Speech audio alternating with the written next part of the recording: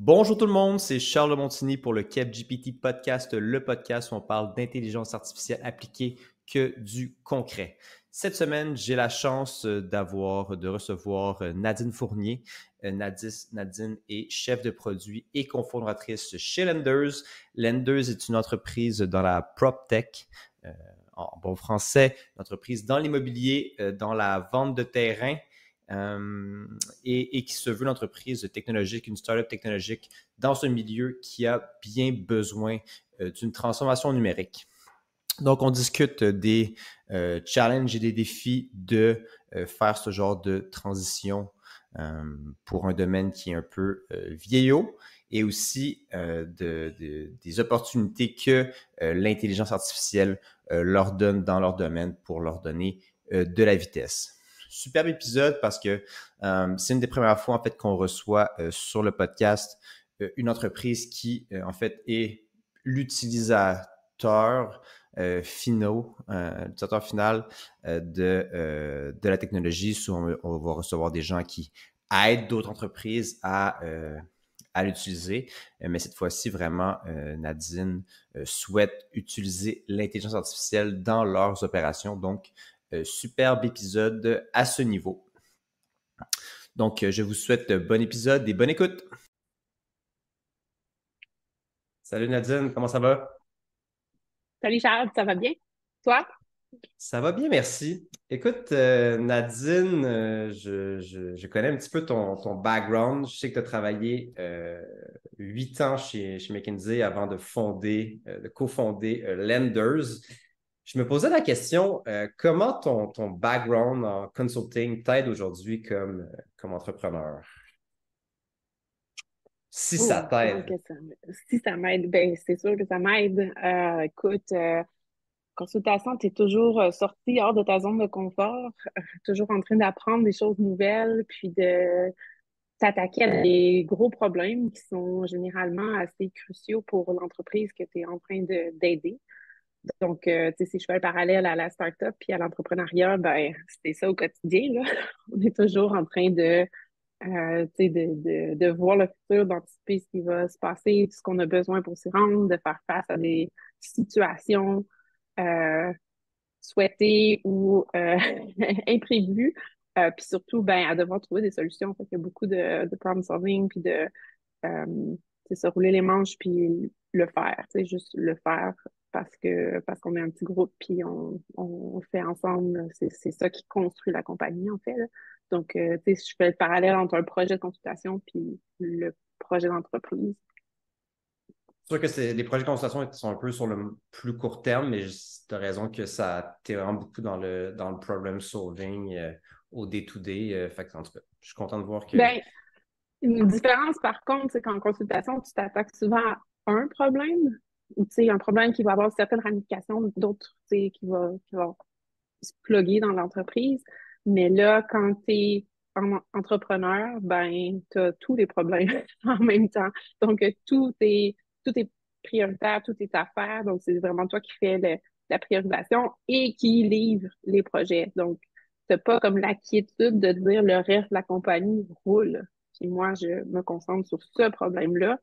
Là, le reste de la compagnie repose sur toi aussi. Donc, c'est vraiment toujours la priorisation au quotidien qui est super importante parce que si tu accordes trop d'énergie à un problème puis passer à un autre, ben là, tout risque de brûler, là. Donc, c'est Côté c'est focus, une ouais, grosse tu ouais. peux être plus focus comme consultant. OK, Oui. super. Écoute, ça fait plaisir à entendre. Sinon, plus, on va revenir à notre question de base de DIA. Est-ce que tu as essayé ChatGPT et autres modèles de langage quelconque? Et si oui, comment tu l'as utilisé? Hey, tu vas être surpris, mais non, je n'ai pas essayé moi-même. Tu n'as pas essayé ChatGPT? Je n'ai pas essayé ChatGPT. J'ai essayé à 2 reprises la version gratuite, puis j'ai été pris dans la file d'attente. D'accord. Fait que je me suis retournée tout simplement sur Google pour la question que j'avais, qui était probablement même pas un bon prompt pour Ouais. ChatGPT si j'ai pu le résoudre avec Google. Par contre, beaucoup de gens autour de moi ont joué avec ça.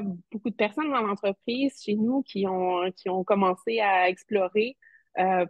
Puis, écoute, c'est tellement large qu'on peut accomplir avec ça. Donc, tu sais, on l'utilise en ce moment, la rédaction de courriels, la rédaction de contenu, c'est ça, de communication écrite. Ça, c'est un des use cases qu'on a utilisé chez nous.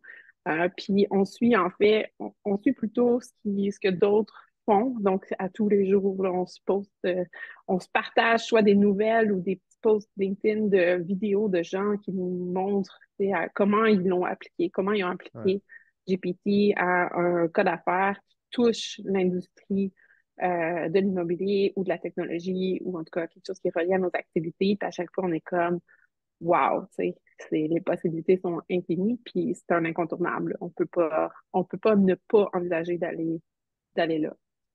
Ouais, c'est ça, C'est dans votre sûr. day-to-day, mais j'imagine que quand tu dis ça, c'est aussi de l'intégrer dans votre produit. Là, avant qu'on aille un peu plus loin et qu'on creuse ce côté-là, peut-être tu peux nous parler un petit peu de Lenders, des entreprises que tu as créées et de Oui. qu'est-ce Donc, qu'elle est. oui, donc Lenders, on construit la plateforme pour accélérer les transactions de terrain à grande échelle. Donc, on est en affaires depuis 2 ans et demi. Mon associé Simon Boyer a un background de développeur immobilier, donc c'est lui qui avait l'idée à la base de créer la plateforme de Lenders. C'est identifier, acheter ou vendre du terrain, c'est pas facile. Ça demande beaucoup de temps. Ça nécessite beaucoup d'analyse avec des données qui sont un peu éparpillées un peu partout ou qui sont carrément très, très difficiles à sourcer, à trouver. Et là, nous, ce qu'on souhaite, c'est rendre le marché plus transparent, le marché du terrain plus liquide pour faciliter les investissements immobiliers. Puis, ultimement, ben, dans le fond, le développement économique et social de nos communautés repose là-dessus. Tout commence par un terrain. Si tu veux développer du logement, on est dans une situation de crise du logement, ben, il faut trouver les sites où développer, où les construire, ces logements-là. Si on veut catalyser le développement économique d'une région, attirer des industries, ben, il faut savoir où les construire, ces usines-là ou ces industries-là, les commerces.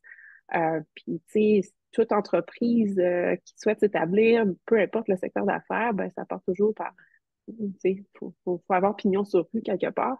Donc, nous, c'est ce à quoi on s'affaire. Donc, fournir l'outil, la plateforme et les services pour faciliter les transactions de terrain.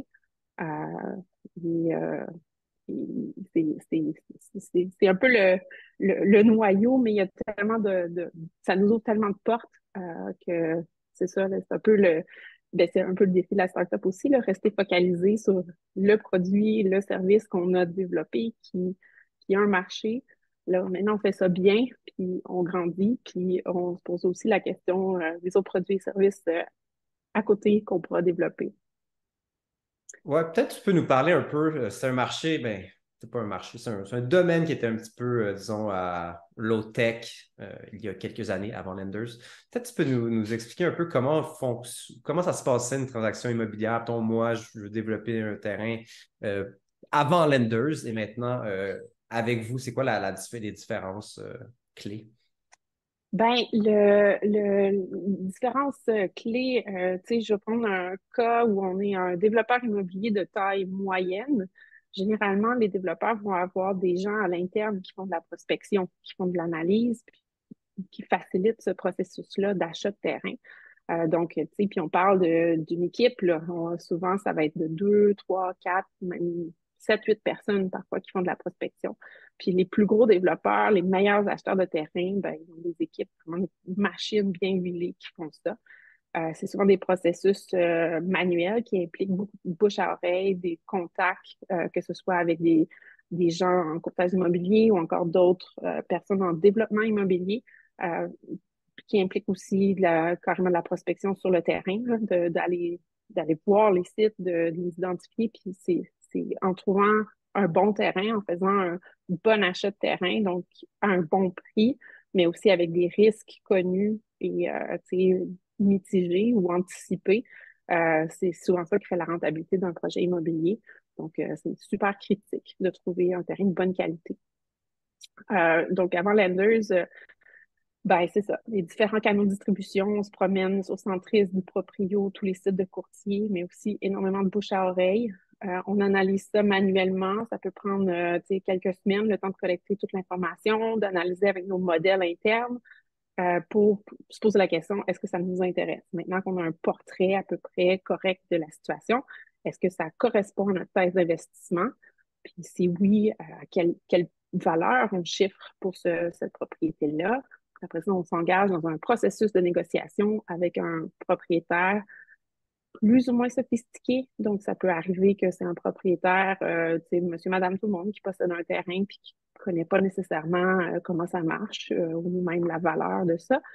Ça peut être aussi un autre développeur immobilier qui, dans ce cas-là, va être assez sophistiqué. Puis là, on rentre dans un autre type de négociation avec un joueur qui connaît bien toutes les subtilités là, du développement puis du droit immobilier. Donc, ça, c'est un peu la situation actuelle. C'est un marché, ça va pas vite, ça tourne pas vite, puis ça donne en fait l'impression qu'il y a une rareté de terrain. Les gens disent, on n'a nulle part où construire. Puis nous, ben, on arrive, puis on dit, en fait, ben, c'est pas vrai. On en a identifié plein des terrains. On en a identifié 100 000 dans la grande région de Montréal avec l'outil de prospection qu'on s'est construit à l'interne. Donc, plein de terrains. Maintenant, comment est-ce qu'on engage le processus avec ces propriétaires-là? Là, c'est là où la machine de Landers vient en ligne de compte. Donc, nous, on arrive avec les informations nécessaires pour prendre une décision d'investissement éclairée. Donc, savoir quel est le zonage en cours, qu'est-ce que la ville permet de faire sur ce site, savoir quelles sont les données de marché, quelles sont les transactions comparables, ça se vend combien au pied carré dans ce secteur-là, ça se loue combien, les valeurs pour les produits finaux, ça se loue, ça se vend combien, les actifs finaux dans ce secteur-là, ce qui va nous permettre d'avoir un revenu potentiel pour construire le pro forma financier d'un projet. Puis, on ajoute aussi toutes les informations sur les conditions existantes. Donc, contamination, milieu humide, zone d'inondation, espèces protégées, toutes des données qui sont disponibles. Tout ce que j'ai nommé sur les conditions existantes, c'est littéralement sur Données Québec, là. Donc, ça existe, c'est disponible, mais en ce moment, ben, il faut aller regarder manuellement une source à la fois. Ouais. Donc, nous, on les a intégrés en une seule place qui permet de voir le lot sous tous ses angles, puis de faire une tête rapidement sur est-ce que c'est un terrain qui m'intéresse.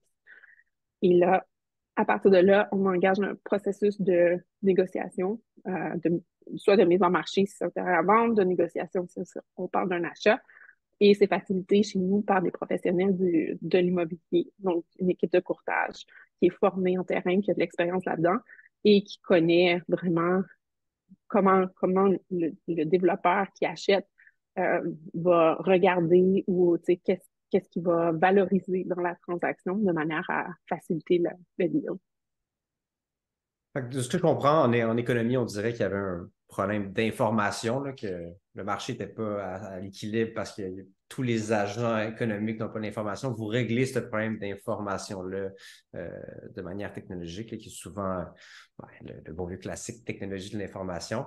Fait que vous allez chercher beaucoup de données, vous les ramenez à une place, puis ça permet justement aux personnes de prendre les décisions éclairées pour avoir travaillé dans le milieu de l'immobilier avec la donnée.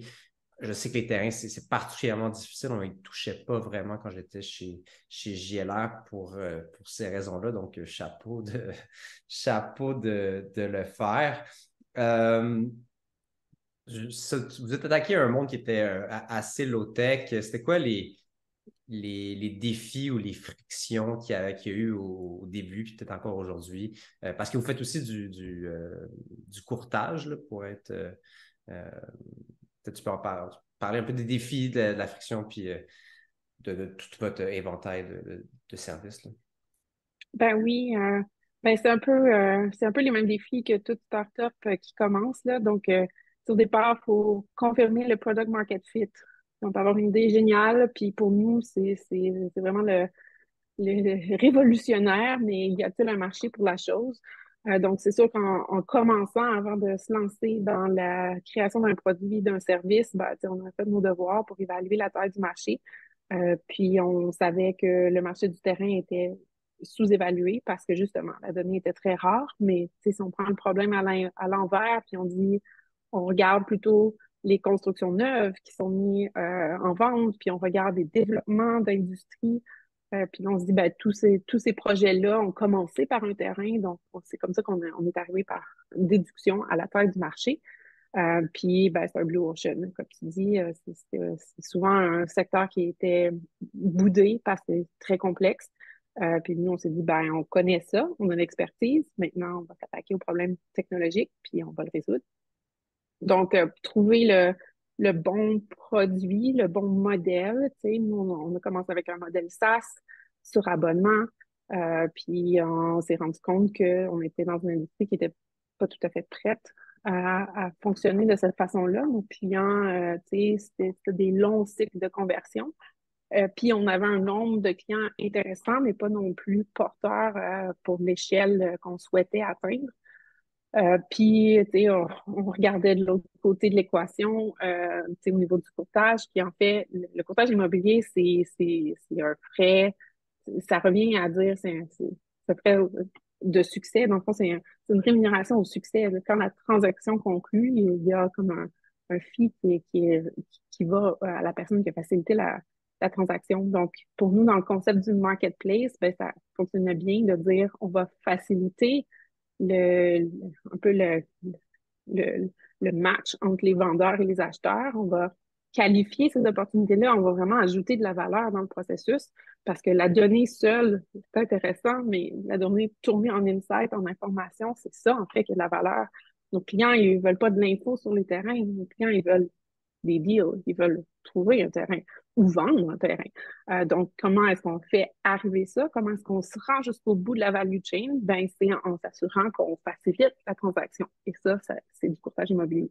Donc, on s'est positionné plutôt dans la chaîne de valeur vers être en mesure de servir l'entièreté de la chaîne, ce qui nous a amené, en fait, de toute manière, pour faire du bon courtage, on avait besoin des données.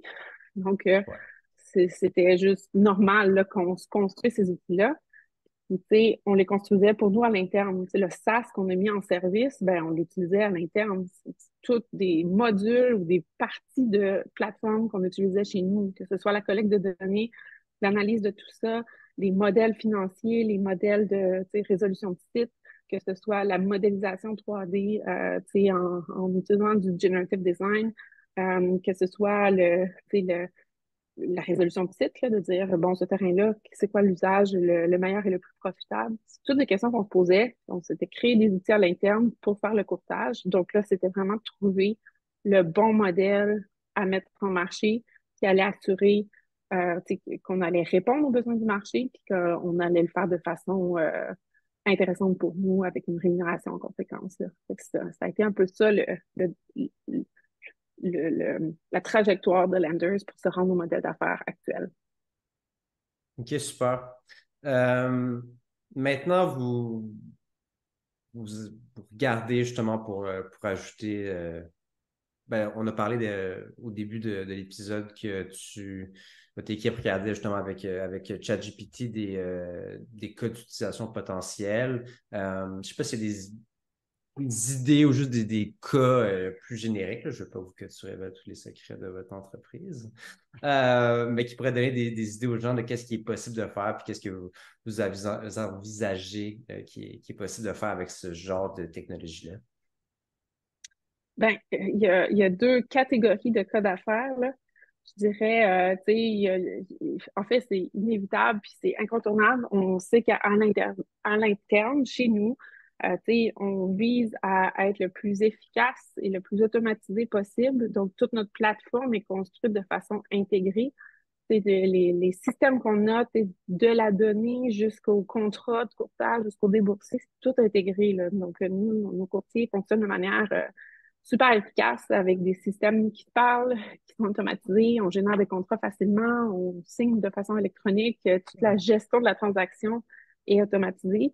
Mais là, en utilisant GPT par-dessus ça, ça nous ouvre la porte à d'autres automatisations qu'on n'avait pas anticipées, là, pour les communications, pour le marketing, pour comment cibler nos clients. Du côté de l'ingénierie aussi, énormément de potentiel là, au niveau de tout ce qui est le code, puis les validations, l'accompagnement des développeurs. Il y a toutes sortes d'outils qui sont déjà sur le marché puis qu'on est en mesure de leverager. Le défi, en fait, c'est d'avoir la capacité de les intégrer, là. Ouais. C'est juste se tenir au courant des nouvelles choses qui sont lancées, c'est déjà un job à temps plein. Là, maintenant, dire, choisir quelles technologies vont être les plus utiles puis profitables pour nous, puis après ça, les implanter pour former tout le monde, c'est un peu ça le défi. Ouais. Euh, Fait que ça, c'est pour juste comme ce qui existe déjà, là, des choses qu'on va pouvoir implanter. Maintenant, il y a nos propres outils à nous. On sait qu'on a de la recherche et développement à faire parce qu'il y a des cas d'affaires que, pour l'instant, tu sais, on le fait à la main, mais on sait que c'est possible d'automatiser. Puis là, c'est de travailler avec les bonnes ressources pour faire les proof of concept, puis d'arriver au point où on est en mesure de faire les investissements, puis de vraiment passer à un prochain niveau de performance pour l'entreprise. Puis ça, c'est aussi, là, c'est toute une initiative en elle-même parce que on est déjà super occupé avec toutes nos activités dans l'entreprise. Puis ça, c'est comme un autre projet qu'on rajoute super excitant, qu'on a tous très hâte de faire. Mais que c'est ça, il faut le faire en temps et lieu, puis il faut avoir en fait, les prérequis, tu sais, en termes de données, puis en termes de compétences, puis de partenaires externes pour réussir à le faire de manière intéressante. Ouais, c'est ça. Peut-être tu peux nous parler un petit peu au Québec, comment ça se passe quand tu veux faire la R&D en IA. Il y a plein de ressources. Il y a vraiment plein de ressources. C'est sûr qu'on est tu sais, on est un écosystème hyperactif, puis on est littéralement un hub là, mondial en deep learning, puis en certaines technologies d'intelligence artificielle. Donc, ça, c'est un gros plus. Donc, à tous mes collègues entrepreneurs, il y a des ressources, il y a de l'aide. Et c'est un peu ça le défi. Il y en a tellement qu'on ne sait pas par où commencer. Donc là, je pense qu'il faut comme choisir une porte d'entrée, puis tu sais, tous les chemins mènent à Rome, là. On va se rendre, peu importe le chemin qu'on va prendre, mais c'est ça. Tu sais, moi, je multiplie les conversations en ce moment, puis tu sais, j'ai la chance d'avoir un rôle qui me. Comme je suis au développement de produits, tu sais, ça fait partie de mes responsabilités, mais c'est ça. Tout le volet technique doit être là aussi, tout le volet ingénierie, puis c'est beau de penser à l'application produit, mais là, maintenant, il faut construire toute la plateforme qui va être en mesure de Ouais. réaliser l'espèce de vision qu'on a. Fait que, tu sais, c'est ça, il y a plein de portes d'entrée. Il y a plein de programmes de subvention qui nous aident à faire des petits use cases. Il y a des ressources là, comme le crime, le MILA, le programme aussi.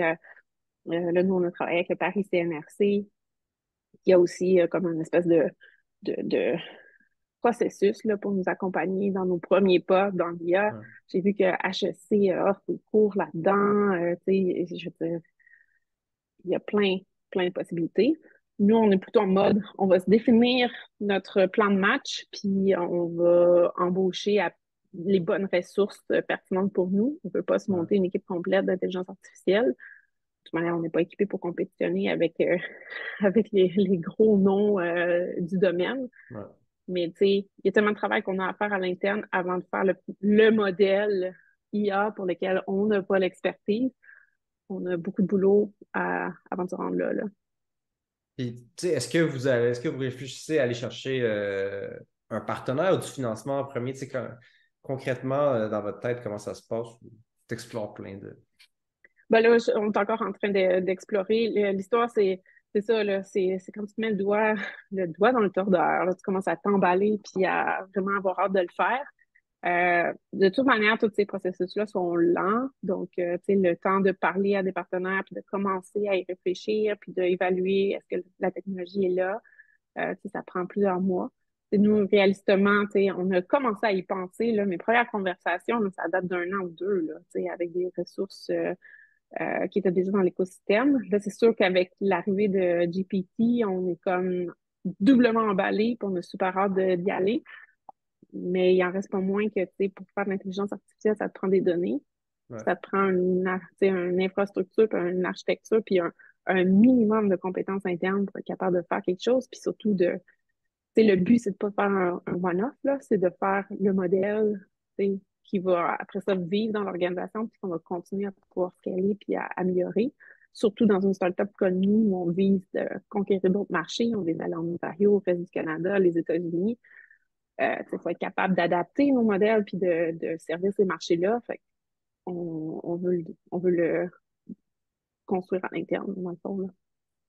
Ouais, puis c'est intéressant l'opportunité que les modèles, justement, les grands modèles de langage GPT et compagnie nous donnent parce que tu parlais au début d'intégration, après ça, tu parles de recherche et développement, mais ça se situe un petit peu entre les deux. Tu sais, on est capable aujourd'hui de faire des preuves de concept vraiment plus rapidement. Là, je recevais Olivier Caron-Lizotte de chez Explorer qui parle, lui, dans sa vision, c'est 10 fois plus rapide euh, que peut-être un an ou deux dans certains cas d'utilisation. Là, je travaillais sur un scraper de données pour des documents, puis c'était plein de pièces en morceaux qu'on voulait aller chercher. Aujourd'hui, on utilise GPT 3.5, puis ça fait le travail, puis ça a été une révolution assez folle à ce niveau-là. Fait que, tu sais, on est un peu entre les deux, puis tu sais,